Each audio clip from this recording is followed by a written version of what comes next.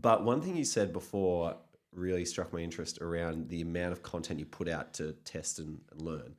Because I talk with a lot of people who are getting active on LinkedIn for the first time, and one of the biggest barriers that they face is, what are people going to think of me?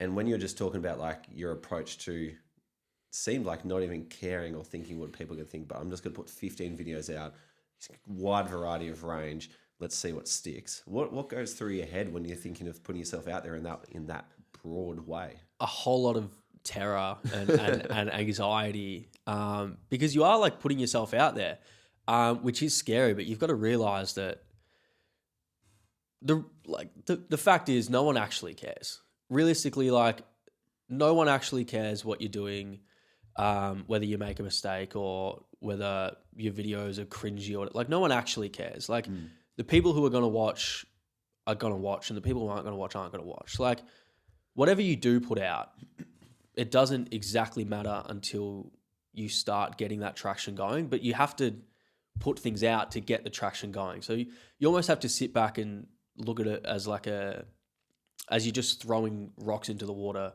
trying to find gold. So like, for the first 2 years, it was like genuinely stuck in, I think a lot of people got like 400 view jail on TikTok. It was like, that's what it was for 2 years. Like, and I was posting every day. So there would have been 600-700 videos on TikTok where the most amount of views I was getting was like maybe 1,000 on a good day. And I was like, if I did 1,000, like, that is incredible.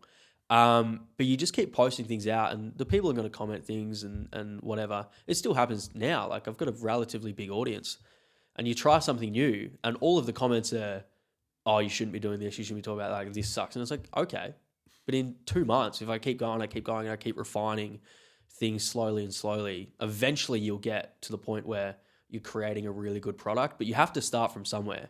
It's like, make a video or make a post, look back at it, and if no one sees it, or if 20 people see it, say, I can change the way I worded it at the start, or I can change this sentence, or I can change the way I filmed, or I can change the lighting, or I can change the pace. And it's like, I look at videos that were doing really well last year and go, geez, that's a bit grim. But last year it did really well. And in a year, I'll look at the videos that I'm making now and say, oh, really struggling, or like really should have changed that, or I should have known this. But you don't know anything until you've tried it. So you just have to keep trying and keep putting yourself out there, because eventually you'll learn so many new skills and you'll learn what works and what doesn't. But you don't learn until you put yourself in the situation where you can learn. I speak